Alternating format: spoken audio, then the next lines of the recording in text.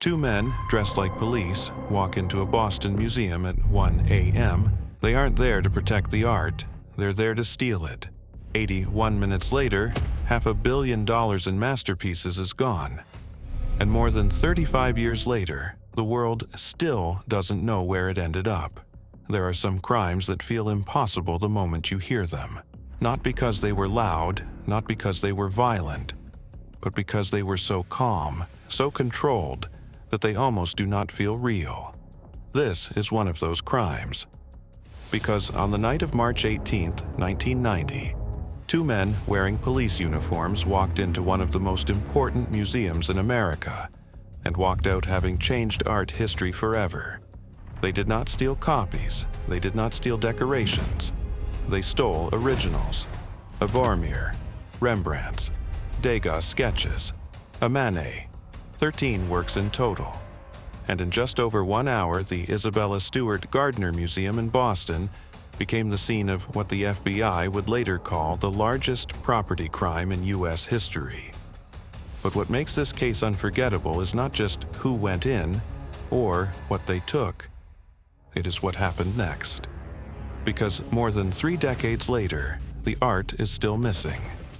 No public recovery, no final answer, no clean ending, just empty frames, and a question the world still cannot close. It was just after 1 a.m. in Boston. St. Patrick's Day had turned the city noisy and chaotic. Bars were full, streets were crowded, police were busy. The whole city had that late-night energy where everything feels slightly out of control. Inside the Isabella Stewart Gardner Museum, it was the complete opposite. Dark, still, silent. The visitors were gone, the galleries were empty. The only people left inside were 2 young security guards, and then came the knock. Not at the main entrance, at a side door. Standing outside were 2 police officers, or at least that is what they looked like. They had the uniforms, the badges, the tone of voice, the kind of authority most people do not stop to question. They told the guard they were responding to a disturbance report. It sounded routine, nothing dramatic, nothing urgent. And that was the moment everything changed. Because the guard let them in. That single decision opened the door to one of the most infamous heists in history. The men were not police officers. They were imposters. According to investigators, once inside, they quickly took control of the situation. The guards were restrained, handcuffed, and tied up in the basement. No shootout, no dramatic chase, no alarm stopping the robbery in time. Just 2 fake officers turning a world-famous museum into their private crime scene. And then came the part that made the whole case even more disturbing. They stayed inside for 81 minutes. That is what makes this robbery feel so unreal. Not 5 minutes, not 10, not the kind of desperate smash and grab where everything is rushed. 81 minutes. That is enough time to think. Enough time to choose carefully. Enough time to move without panic. Which tells you something important. These men were not improvising. They looked comfortable. They moved through the museum like men who believed they owned the night. And what they chose to take would shock the art world for decades. One of the stolen works was The Concert by Johannes Vermeer. That alone makes this case extraordinary. Vermeer left behind very few surviving paintings. Every one of them is rare, every one matters, and this one simply vanished. They also stole The Storm on the Sea of Galilee by Rembrandt. That matters for one chilling reason. It was Rembrandt's only known seascape. Only known. There was no second version, no duplicate, no replacement waiting somewhere else.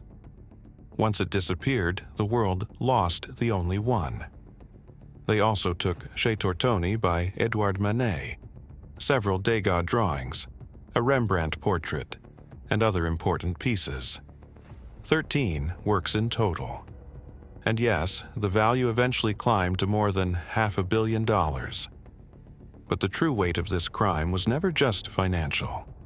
These were not random expensive objects. They were pieces of human history, works that had survived centuries, wars, political upheaval, travel across continents, generations of change. And then, in one night, two men wearing uniforms walked in and removed them from public life. That is why this heist feels bigger than theft. It feels like violation, because museums exist to protect memory. They preserve the things civilization does not want to lose. And for 81 minutes, that protection meant nothing. The deeper you look into the robbery, the worse it gets. Because some of the works were not even removed carefully. They were cut out of their frames. That detail matters. When people hear stolen masterpiece, they imagine something hidden away safely, waiting to be sold or recovered. But that may not be what happened here. These paintings were not taken by people trying to preserve them. They were taken by criminals in the middle of the night. Handled roughly, moved quickly, possibly damaged before they ever disappeared into the underworld. And that is where the mystery turns darker. Because the question is not just, where are they? It is also, what happened to them? Were they traded? Were they hidden? Were they damaged beyond repair? Were some of them destroyed? The longer they stay missing, the harder it becomes to believe they are all sitting somewhere untouched. And that possibility is what makes this case so haunting. Because the art may not only be lost, some of it may be gone forever. Then there's the detail that made investigators obsess over this case for years. The selection was strange. The thieves clearly knew enough to target important works. They did not leave with worthless pieces, but they also ignored certain objects that were extremely valuable. That suggests something critical. Maybe they were not true art experts, maybe they were following instructions. Maybe they had a list. Maybe they were stealing for someone else. And once you start thinking that way, the case opens into something much bigger. Because this no longer looks like a random burglary. It starts to look like organized crime, black market leverage, underworld bargaining power. Over time, one theory kept returning. What if the paintings were never meant to be admired? What if they were stolen to be used?